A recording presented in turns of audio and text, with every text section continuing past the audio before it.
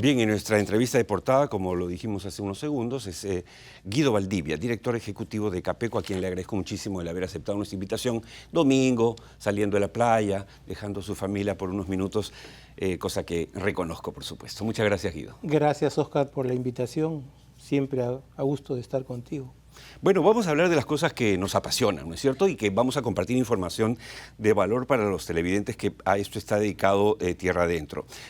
Amigos, vamos a apoyarnos en esta conversación de algunas láminas que gentilmente nos ha alcanzado nuestro invitado, de tal manera que podemos graficar algunas cosas que vamos a comentar. La primera lámina, señor director, tiene que ver con la obra pública. La obra pública, Guido, solo creció 2 dígitos el 2024, a pesar de que se esperaba un mayor crecimiento. ¿Por qué? ¿Cuál es la explicación? Bueno, en realidad se pensaba que iba a haber un crecimiento de alrededor de 15% y creció 10% o 10,5%, que es una cifra también importante, ¿no?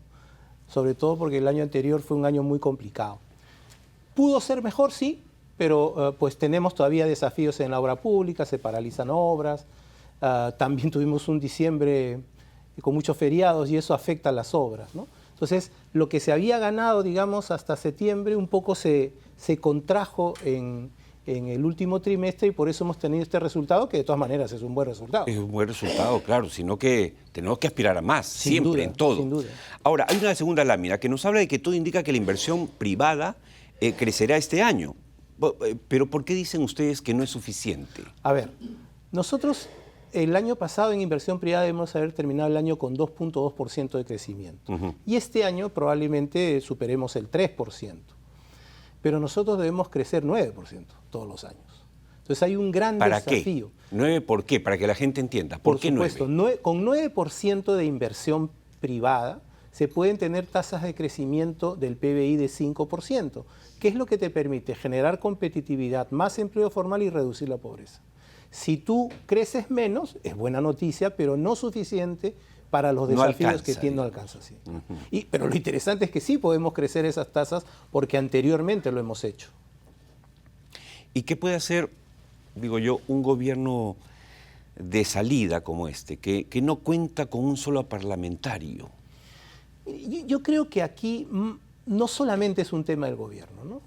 Es un hecho que la inversión está expectante cuando, por ejemplo, tenemos 40 candidatos, ¿no? Eso hay que tratar de verlo. Si no se corrigen las reglas, habrá que buscar acuerdos políticos, haciéndole ver a los políticos el costo de esto, el costo de no crecer lo que podemos. Lo segundo, tenemos que buen punto. arreglar el déficit fiscal. Felizmente tenemos ahora un ministro que conoce infraestructura y que creo que sabe poner las prioridades. Todo el mundo sabe que no podemos seguir con un déficit fiscal de ese tipo. Claro, si los comparamos con lo que teníamos en los 80 y en los 90. Es el paraíso. Pero pues, para un país que aspira, ¿no?, a lo que aspiramos. Y un poco lo que hablábamos, ¿no? Efectivamente, en este programa, Guido, hablamos, y lo hablamos mucho con José González, que va a estar con nosotros, como siempre, al final del programa. O sea, gozamos de una salud que no conocíamos desde hace décadas.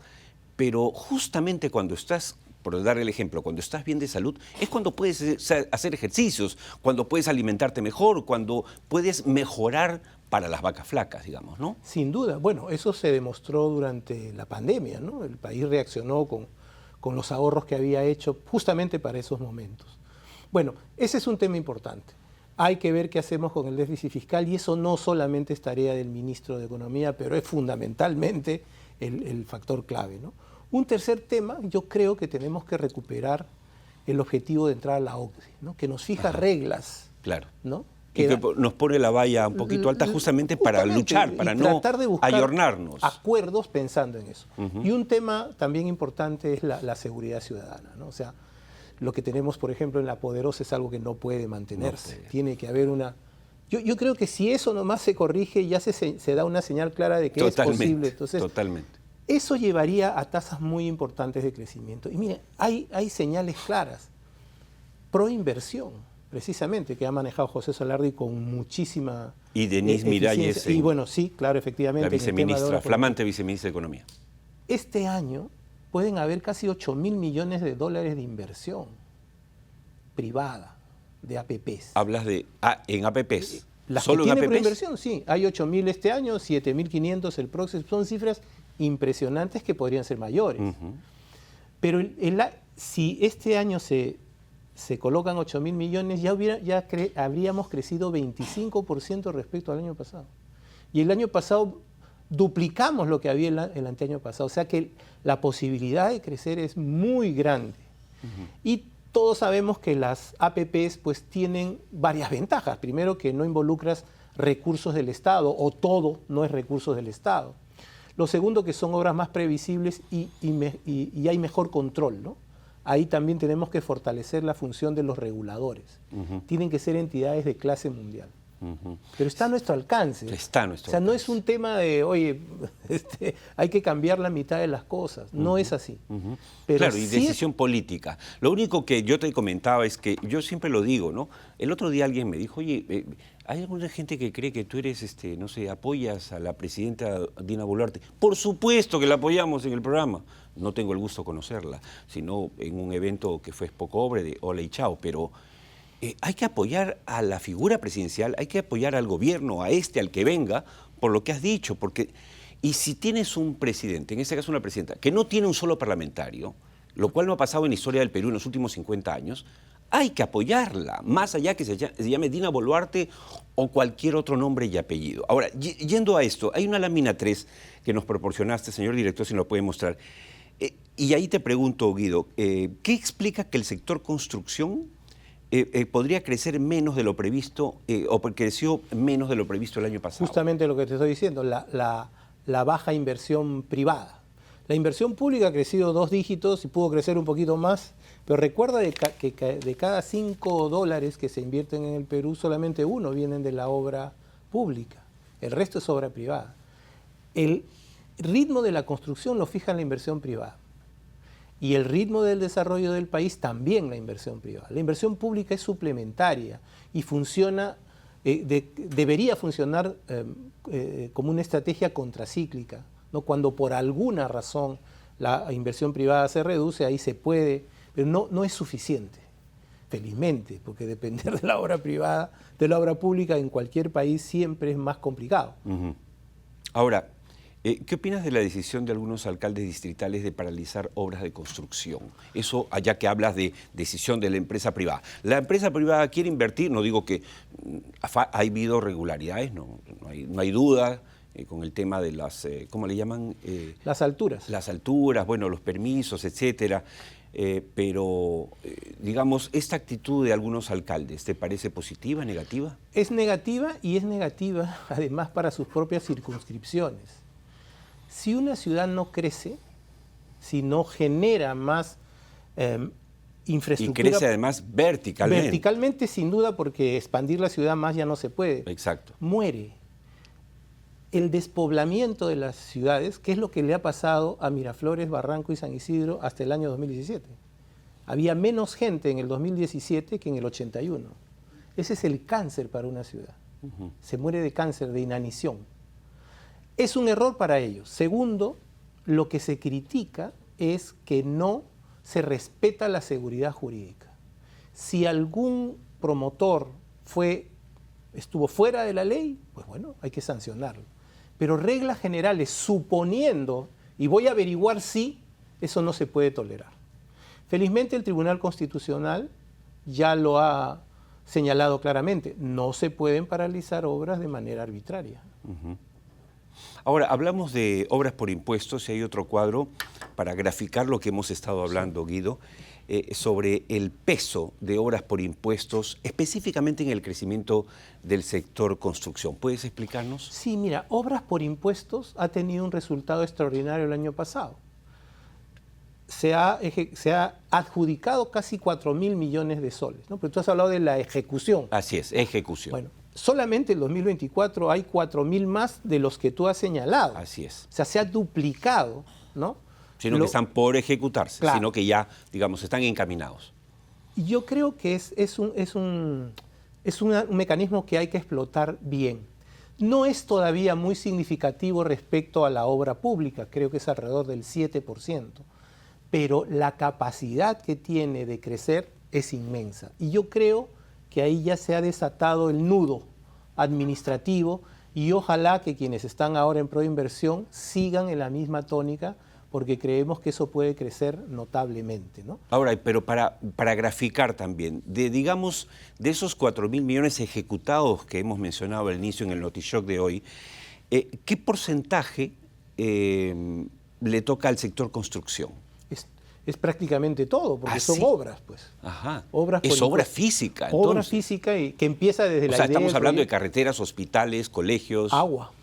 Agua, saneamiento. Sí. Y hay ya empresas que dentro de su esquema de negocios, ¿no? Vamos a llamarlo así, o de gestión empresarial, ya consideran esto como parte de sus objetivos empresariales. Y eso es muy bueno, ¿no? Porque no ha sido fácil que se entienda este procedimiento, que dicho sea de paso, es una creación nuestra. ¿Ah? Es algo que sé que estamos yendo fuera del país a explicar el modelo, si lo están queriendo copiar en otros países para empezar de América Latina. Lo mismo pasó con Mi Vivienda, o sea que deberíamos tener una patente. Sí, una patente, de repente ganamos también por royalties, ¿no? Claro. Pero sí es interesante que se entienda que hay ya un camino desbrozado para que esto pueda crecer. Eso y las APPs creo que podrían transformar de una manera muy rápida los procesos de construcción pública, porque las normas tradicionales, o sea, la forma tradicional de contratar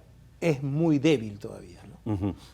Ahora, ¿cuál es el impacto? Estamos conversando, amigos de Tierra Adentro, con el director ejecutivo de Capeco. ¿Cuál es el impacto del crecimiento de la minería sobre el sector construcción? Ahí tenemos una lámina. Es muy importante. En un buen año es el 15% de la construcción, del crecimiento de la construcción. ¿Cuánto? 15%, ¿no? Cuando ha crecido 10, 12%, la inversión en minería es casi toda construcción y equipamiento, ¿no? Entonces sí es importante. El año pasado no nos fue bien, 1% de crecimiento, pero se espera que este año sea 7%, ¿no? Pero puede ser muchísimo más. Tenemos una cartera de 50.000 millones de dólares, tenemos años ya con buenos precios, tenemos además una naturaleza que nos ayuda notablemente para esto, y tenemos un mecanismo como el canon que tiene que ser reformulado, pero es un mecanismo que puede realmente generar desarrollo. Nosotros hemos hecho algunas propuestas respecto al canon, pero es evidente que el país se mueve por la minería, ¿no? Y eso a veces se critica esa dependencia, ¿no? Pero el que no se diversifique la economía no es culpa de la minería, es un problema absolutamente diferente, ¿no? Pero ya hay otro factor que es importante, es la agroexportación, ¿no? Que ha crecido notablemente y que ahora con esfuerzo Olmos, privado, hay que reconocer, totalmente privado. Sí, pero yo diría que es una APP interesante, porque acuérdate que las obras de irrigación de la costa se hacen con dinero del Estado, pero se hacen justamente para generar valor, ¿no? Antes hacíamos irrigaciones para hacer más de lo mismo, ¿no? Entonces hacía una gran inversión y el valor agregado que generabas era muy bajo. Ahora no. Y si eso se vincula con la gastronomía, tendríamos eso multiplicado por 10 o 12 veces. Ahora, siempre comentamos en el programa que Perú es en este momento el segundo país con mayor crecimiento en América Latina, de 108 monedas, amigos de Tierra Adentro del mundo. 108, solo hay 4 fuertes. Una de ellas es el sol. Imagínense, junto al yen, junto al dólar. El país con menor endeudamiento respecto a su PBI, con un mayor crecimiento. Es decir, hay 1000 cosas y con reservas que eran en el 90 500 millones y hoy son 78.500. Ahí te quería preguntar lo siguiente. Y en el 88 eran negativas, ¿no? Así es. Y ahí te quiero preguntar, ¿tú eres de los que piensa que ha llegado el momento de empezar a usar parte de esos 78.500 millones de dólares en inversión? La pregunta es, ¿no es acaso la inversión, el dinero del Estado en parte bien dosificado el que también impulsa el crecimiento? ¿O debemos seguir sentándonos y empollando los huevos hasta quién sabe cuánto, cuando somos el país con mayor índice de anemia, con menor número de camas UCI, lo que se quedó claro y evidenciado escandalosamente, ¿no es cierto?, en el COVID? Lo que pasa es que nosotros con el Estado no podemos gastar todo lo que tenemos. Por ejemplo, el año pasado hemos tenido un presupuesto público para inversiones inmenso, nunca hemos tenido esa cantidad de plata, pero se han dejado de ejecutar 15.000 millones de soles. Y eso viene desde hace años. Tenemos más plata, gastamos más, pero dejamos de gastar más. Y otro gran problema es que se paralizan obras. Y eso se debe fundamentalmente a problemas de decisión política. Con una decisión política de alto nivel, primero se pueden resolver las obras paralizadas y con cambios en nuestra legislación, que básicamente pueden copiar muchos de los instrumentos normativos que, por ejemplo, se aplican en los acuerdos gobierno-gobierno. ¿Por qué funcionan? Porque ahí funcionan las reglas del Reino Unido. Pero ahí llegamos al punto que es el cuello de botella, que es la ley de contratación del Estado. La ley de contratación del Estado da la vuelta. Que es un desastre, que es parte culpable, además del liderazgo que tú muy bien indicas, que, por ejemplo, vayamos a tener en un mes el aeropuerto más moderno de América Latina sin acceso, con 2 puentes Bailey. Es una vergüenza. Sí. Entonces, ¿qué hacer con la ley de contratación del Estado? Leí, me perdí ahí, ¿se ha cambiado y se está haciendo un reglamento? Se acaba de cambiar la ley. Ajá. Es mejor que la anterior, sin duda, pero sigue los mismos lineamientos, ¿no? Nosotros ¿Cómo qué, por ejemplo? ¿Qué cosas debería superar? Lo más barato es lo que vale. Ah, ese es un problema. Ese es un tema. Segundo, ahora se valora mucho más lo que genera una obra cuando opera, ¿no? Exacto. ¿No? Entonces, el menor mantenimiento, por ejemplo, ¿no? El mayor plazo de operación, eso en el Perú ni se evalúa. Y es lo que ha hecho, por ejemplo, que el gas de Camisea sea un éxito, ¿no? Y la operación de... ¿Cuántas veces hemos escuchado que se ha roto, se ha interrumpido el gasoducto? Nunca. ¿Por qué? Porque hay un mantenimiento. Y acá lo que tiene que haber es eso. Efectivamente tocas un punto neurálgico y ojalá otro día podemos abundar sobre eso, Guido. Esta manía ok, el que pague menos o el que ofrezca un precio menor para el Estado, ese gana. Pero eso es lo barato sale caro y ya lo hemos visto todo el tiempo. Sí. Mire, por ejemplo, dicen, ¿por qué funcionan los acuerdos gobierno-gobierno? Porque las reglas, por ejemplo, en los panamericanos, eran las del gobierno del Reino Unido. Uh-huh. Por ejemplo, en esas licitaciones se concursaba por un presupuesto fijo, ¿ya? O sea, 100 millones y eso lo definía un independiente. Si el que ejecutaba la obra la ejecutaba por 95 millones, o sea, agarraba 5, 2,5 millones eran para él. Acá lo único que se sanciona es el incumplimiento. Claro. Cuando lo que se tiene que sancionar, se tiene que beneficiar. Que justo es lo que acá no se sanciona. No, exactamente. Y todo termina en incumplimientos. Exactamente. Lo que acaba de pasar, por ejemplo, en la municipalidad de Miraflores. Sí. ¿No? Que se ha querido hacer, bueno, se quiere hacer, dice el alcalde que se va a hacer, el puente de Armendáriz. Sí. Contrató una empresa que además estaba en Indecopi, en proceso concursal, o sea, mal, subcontrata a otra maldición del sector construcción que tú conoces perfectamente mejor que yo, y la subcontrata no le paga. O sea, el contratista no le paga, el que tiene el contrato no le paga al subcontratista. Drama del sector construcción. Sí. Y al final, y no es que te dejan de pagar 1.000 soles, te dejan de pagar 1 millón, 10 millones, 20, 50. ¿Y qué hizo? Paralizó. Dijo, no, ok, no muevo un ladrillo más hasta que no me paguen, ¿o no? Sí, claro. Mire, yo he sido subcontratista de obra. Yo instalaba drywall hace mucho tiempo.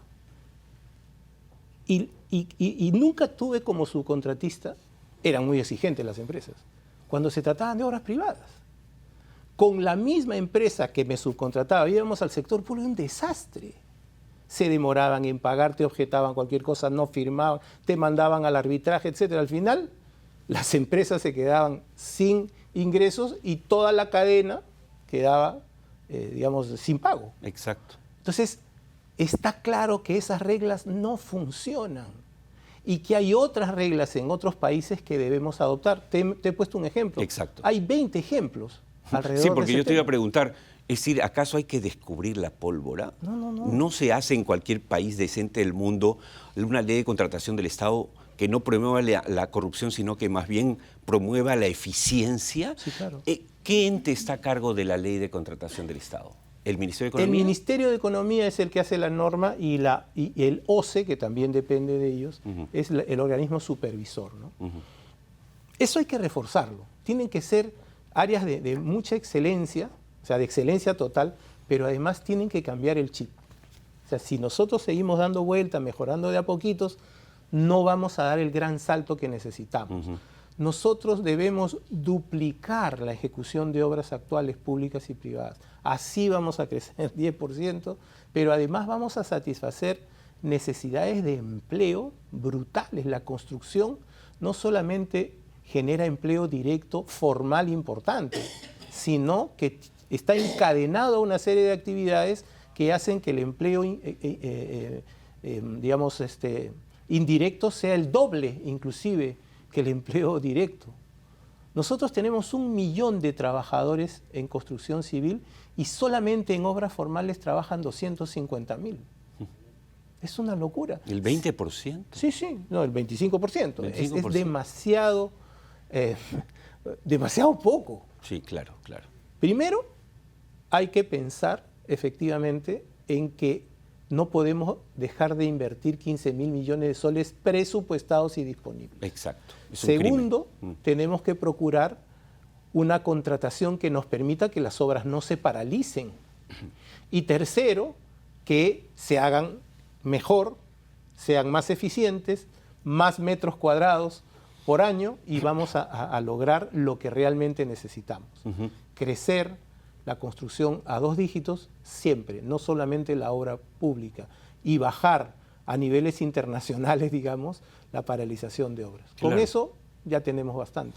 Creo, te agradezco mucho esta presencia en Tierra Adentro, que es la primera y estoy seguro que no será la última, Guido, en tu condición de director ejecutivo de Capeco. Y creo, amigos televidentes, que el mensaje de nuestro invitado es bastante claro, ¿no? El Perú puede crecer mucho más, no es que estamos mal, pero podemos estar muchísimo mejor, este es el momento. Y segundo, la decisión política es la que hay que tomar. Y quizá el último mensaje, Guido, tú conoces, yo conozco al ministro de Economía, el nuevo, y a la viceministra, quizá el mensaje es: tratemos de hacer un último cambio importante a la ley de contrataciones del Estado que puede ser clave para destrabar miles de millones de inversión privada. Sí. Nosotros confiamos mucho en José Salardi en este nuevo encargo. Es un hombre de mucha experiencia, ya ha sido ministro anteriormente, y creo que es el ministro de Economía, siendo economista, que más ha trabajado en infraestructura. Y por lo tanto sabe, como se dice popularmente, cómo funciona el diablo por dentro. No es fácil contratar y ejecutar obras, pero hay elementos tecnológicos, normativos de otros lados y voluntad de los actores para hacer estos cambios.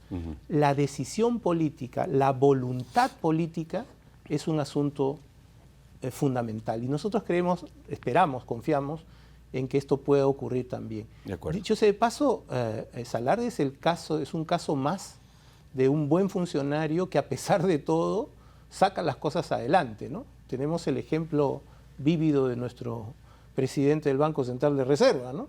No es el único, hay casos. Así es. Neuhaus también en los Panamericanos y hay otros.